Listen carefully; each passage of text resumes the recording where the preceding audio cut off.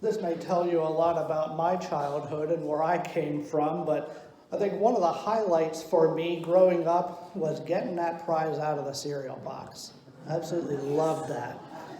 And I think it's a shame today when I go to the grocery store, and I still eat cereal. I don't know about the rest of you here, but I walk down the aisle and I'm picking out the cereals that I want, and you are hard pressed to find a company willing to put a cheap little piece of plastic in their box. You know, how much can it cost really? I mean, with the cost of cereal nowadays, you're getting less and less because they don't want to pay $10 a box, you know how all that works.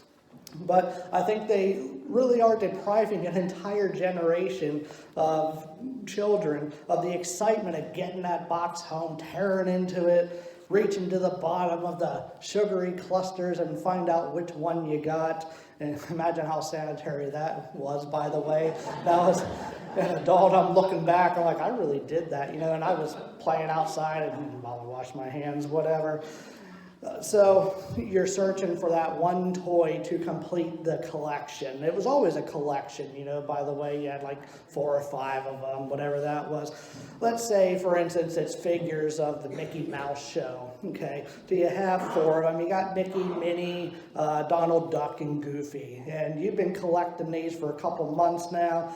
You got 3 Minnies, you got 3 Goofies, and you got 3 of Donald. And guess who you haven't gotten yet? 9 boxes, no Mickey. He's the guy they put on the front of the box to make you want to buy the cereal in the first place. And so you're thinking, okay, 1 out of 10 boxes, I got to pull a Mickey, you know. So you're hoping for this, and you get it home and you pull out that 4th Goofy. And it's at that moment your heart sinks and you realize, I don't think this company is being completely honest with me. I don't think this Mickey exists after all. And then you become familiar with the term money-making scheme. And so far you committed 3 months of your life to this endeavor, by the way. So, you know, you're not going to stop now. You're in it this far, so you start planning your next trip to the store. And you're going to do the eeny, meeny, miny, mo, because when you're a kid, that's a good way to find what you need inside a box of cereal. So you're just going, you know, next week, number 11 is going to be the one, just like I thought number 4, 5, and 6, and so on were. Now, not only did they give like cartoon character things, they also had other prizes like decoder rings, and they had these little plastic glasses where you put them on and you read the special message, which the message wasn't worth $3 or whatever you paid for the box. But cereal boxes aside, though, you ever wish you had a decoder ring or decoder glasses for life? Something to filter things through and to understand them a little better. Things that, you know, you want to find out, is this really legitimate? Is this the truth or not? So in this passage this morning, as we continue with the life of David, we will see how David had to put up with being cursed at and being lied about as he is fleeing out of Jerusalem. And I'm sure he wished at that moment he had a decoder ring or decoder glasses to determine the truth of what was going on. And all these lies that were being spewed about him just added insult to injury. He was being kicked while he was down. And as I talked about last week, he started losing support from among the people. I mean, he is king of Israel, but people are now throwing their support to his son who wants to take the throne from him. And it's just not a good situation all in all. So we'll read from 2 Samuel 16 this morning. If you're following in your Pew Bible, you'll find it on page 226. And we'll read the section from verse 5 through 14. Begins at the heading, Shimei curses David. So that's the section we'll read this morning. So beginning in verse 5, it says, as King David approached Bahurim, a man from the same clan as Saul's family came out from there. His name was Shimei, son of Gera, and he cursed as he came out. He pelted David and all the king's officials with stones, though all the troops and the special guard were on David's right and left. As he cursed, Shimei said, get out, you man of blood, you scoundrel. The Lord has repaid you for all the blood you shed in the household of Saul, in whose place you have reigned. The Lord has handed the kingdom over to your son Absalom. You have come to ruin because you are a man of blood." Then Abishai, son of Zeruiah, said to the king, "Why should this dead dog curse my lord the king? Let me go over there and cut off his head." But the king said, "What do you and I have in common, you sons of Zeruiah? If he is cursing because the Lord said to him, 'Curse David,' who can ask, 'Why do you do this?'" David then said to Abishai and all his officials, "My son, who is of my own flesh, is trying to take my life. How much more then this Benjamite? Leave him there. Let him curse, for the Lord has told him to. It may be that the Lord will see my distress and repay me with good for the cursing I am receiving today." So David and his men continued along the road, while Shimei was going along the hillside opposite him, cursing as he went, and throwing stones at him and showering him with dirt. The king and all the people with him arrived at their destination exhausted, and there he refreshed himself. May the Lord's blessing be added to the reading and the hearing of his holy word. David wouldn't be the only person out there who was kicked when he didn't deserve it. You can fast forward roughly 1,000 years from this scene here, and you see something very similar happen to Jesus shortly before he was crucified. Just like David, Jesus was mocked, he was made fun of, and abused before he was crucified. David knows he's being rejected, by the way, so you can imagine the emotion swirling through his mind. And then this man comes out of nowhere, cursing, yelling at him, throwing rocks at him, just being a major pain. If what Shimei was saying were true about David, his actions would still be uncalled for. Okay, it's not a civil way to act, obviously. But he can't even use the truth as an excuse for his poor behavior because everything he's saying is a lie. What was going on is, Shimei sees David leaving Jerusalem in despair, so immediately he's thinking in his mind, this is God's punishment to David for taking the throne from his predecessor, King Saul. And all that happened all those years ago. See, the Bible tells us, and it's important to remember, that David, when he first became king, he ruled from the city of Hebron for 7 years before moving to Jerusalem. There were things going on there that we talked about briefly in the past.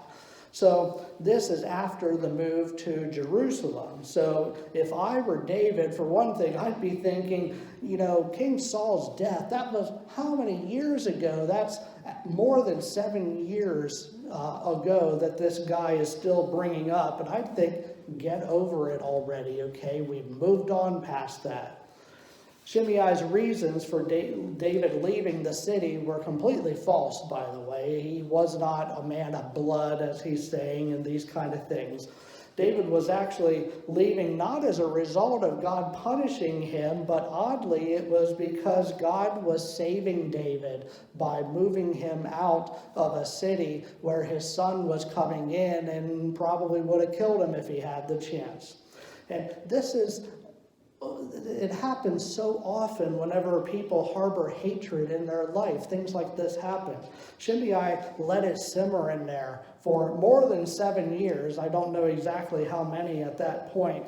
And at the first opportunity to come across David's path, he opened it up and he just let it all out there. And Shimei thought David wronged Saul, but never once did David ever do that.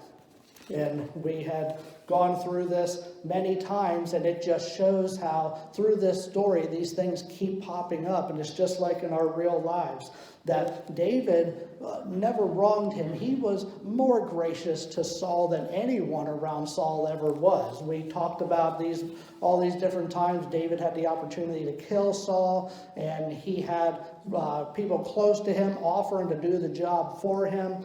All that kind of thing. And this guy's trying to say that David was out to get Saul. Completely false.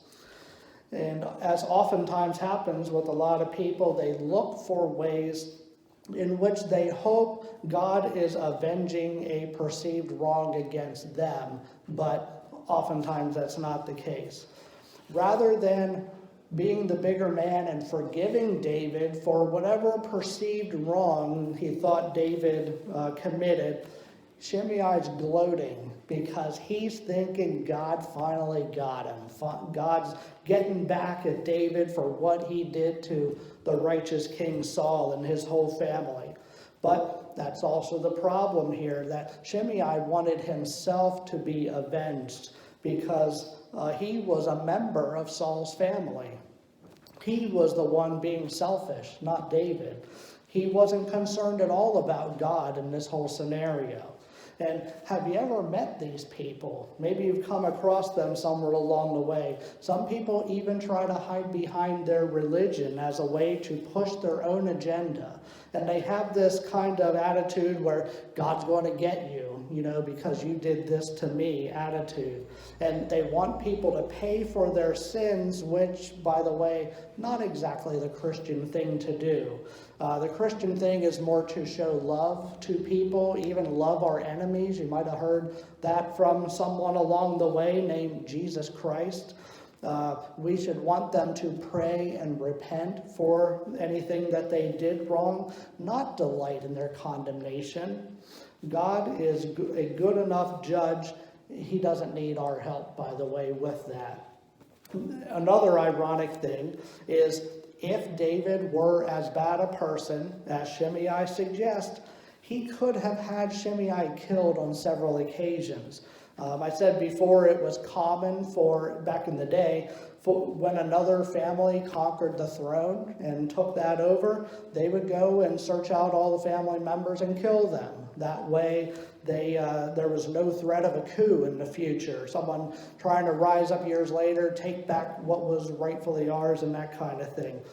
Well, we saw that with Mephibosheth. David did not kill him. Actually, he was very honoring to him, and he wanted to do something good for Saul's family. David was honorable here, and the flip side of that is that Shimei was really a coward in what he was doing, and that's what cowards do. They pile on when things are against a person. They kick you when you're down and out. It's just the nature of what they do. I'm sure we've all encountered these people sometime in the past. They've told lies about you. Maybe they treated you unfairly. Thankfully, David sets a very good example for us here. And a lot has been said in recent years about the problem of bullying going on, but I think oftentimes we think bullying is limited to the schoolyard. That's probably not really the case. I mean, yes, it's a big problem there, but if anything, you may see some of the worst bullying dished out by adults who know better, and they should be more responsible with their words and actions. Shimei, nothing but a bully here. That's all that he's doing. Cursing, throwing rocks. To me, that's what a bully does. Just trying to make sure that he never comes back. And how do we handle this when we face people like this? Well, what do we do when our children encounter bullies in school? Well, for starters, we don't act like Abishai, who we haven't mentioned him other than in the passage here. And Abishai is the one who said, hey, let me go over there, take out my knife, and cut his head off. Okay, that's a bit extreme. We don't tell our kids, okay, next time you get bullied, cut his head off. We don't do that. That's not a phone call from the principal I want to take. Okay, you see, Mr. Principal, we were doing our Bible study the other day, and we were talking about David and Abishai, and then we were talking about bullying. No. We tell our children, ignore it. Okay, ignore it and it'll go away. And probably mom told you that somewhere along the way. David takes a good page out of that book, and he takes the high road. He acts dignified, by the way. He knew that Shimei was trying to get under the skin, trying to kick him when he was down, It wasn't going to stoop to that level. I've heard it said you try to be like a duck. You let it roll off your back, that kind of thing, because water, duck's feathers, whatever, somehow they're coated. He just wasn't going to stoop to that level, and actually David looked for a spiritual way to reestablish himself on the throne. In verse 12, near the end of that, it says, "It may be that the Lord will look upon my misery and restore to me his covenant blessing instead of his curse today."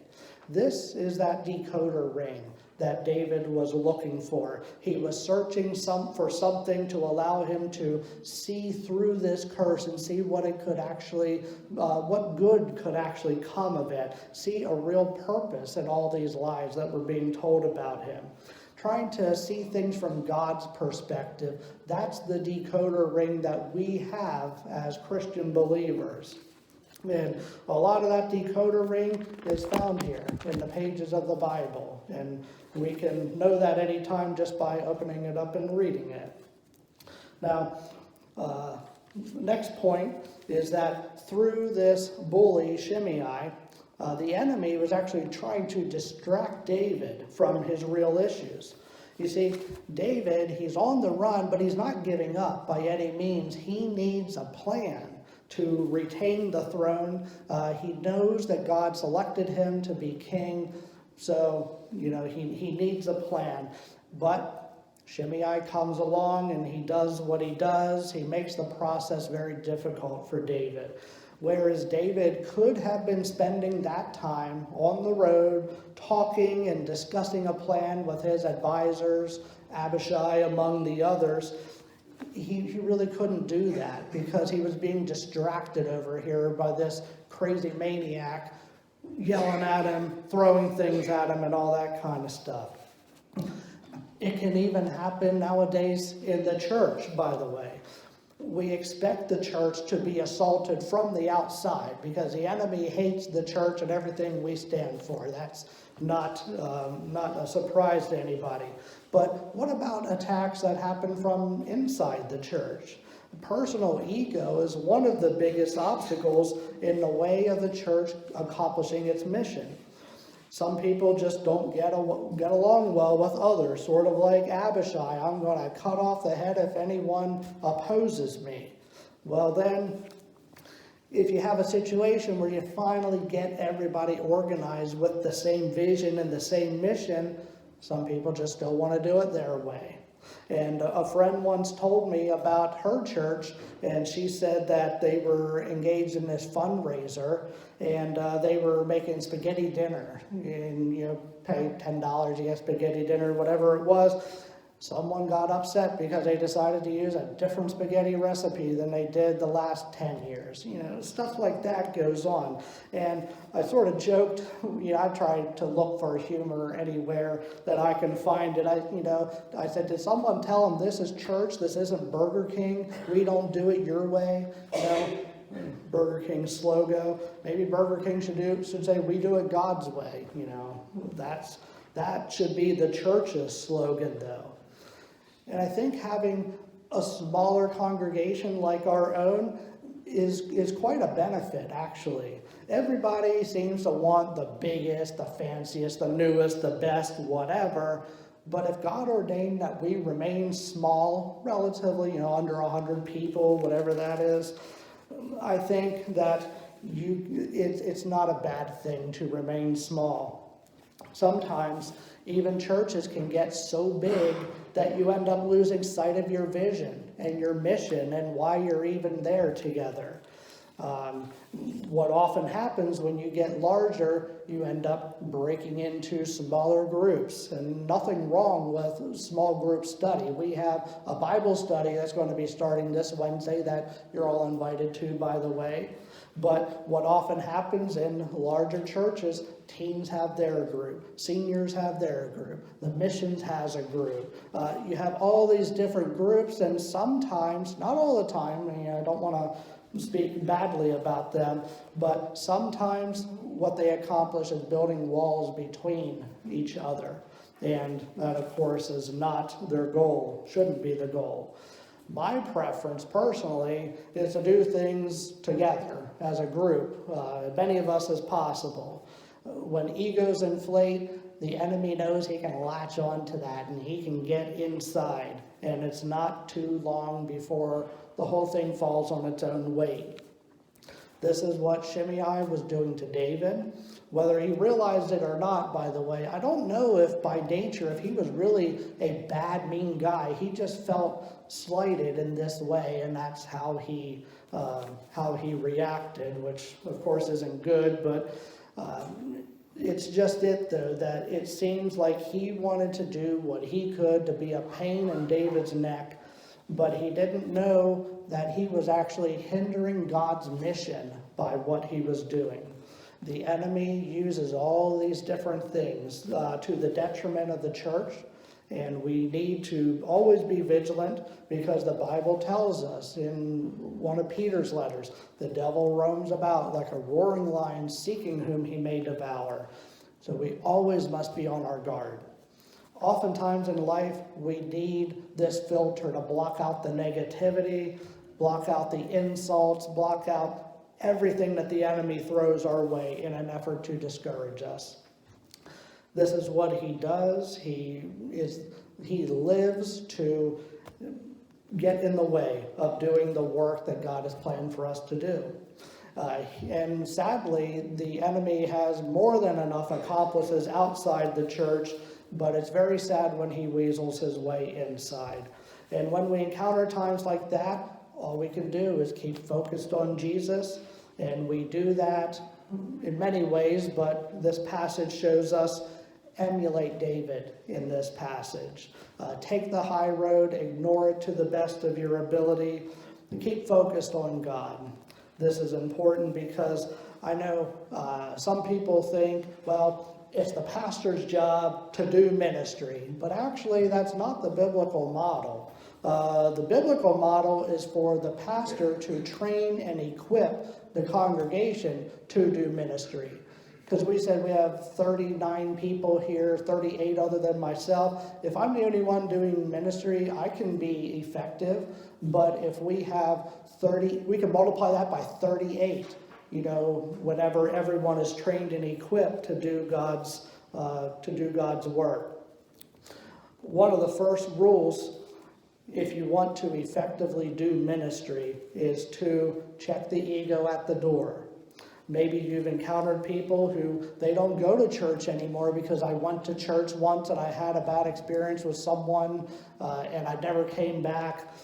For one thing, giving church one shot, not really fair, but I can't completely fault them either because, do you want to risk that same thing happening next Sunday?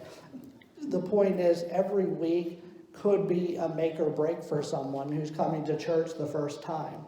So as we wrap this up, we can apply this passage to our lives in many ways, the church and in our personal lives, but it's really not about us, though. It's bigger than that. It's another section of David's life where we can see a clear picture of Jesus here.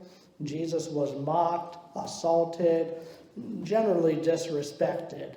And I do find it interesting that Abishai offered to cut the head off of his opponent, who was causing trouble. But do you remember there was somewhat of a similar situation in the life of Jesus? Remember the scene where the Roman guards come to arrest Jesus? What did Peter do? Peter pulls out his knife and cuts the guard's ear off. And then that's when Jesus picks it up and miraculously puts it back on. But David and Jesus both condemned the act because they knew that taking the high road and not dignifying the enemy's response with violence or any other way this is the way he was going to bring about God's plan, just enduring it and persevering through it. The enemy is going to target any of us here who he sees as a threat. And I almost sometimes wear it as a badge of honor if you get persecuted by the enemy because he thinks you are a threat to him. But like Jesus, we can always persevere. We keep our focus on things above and not the things down here. It isn't always easy to take the high road, by the way, but it's not always easy to check the ego at the door, too. But David and Shimei give us contrasting images of men who represent polar opposites in terms of ego, for one thing, and many other things. God had already dealt with David in the past, and we saw the punishment that was dealt out on David, and we see that starting to change his life. Now he experiences this, and he takes the better option. And that prepared him for this scene with Shimei, by the way. May it be said of all of us that when we fall, and that's when, not if, but when we fall, we'll get back up, dust ourselves off, be humbled but focused on God for the next opportunity to do his will. Let's go to the Lord now in prayer.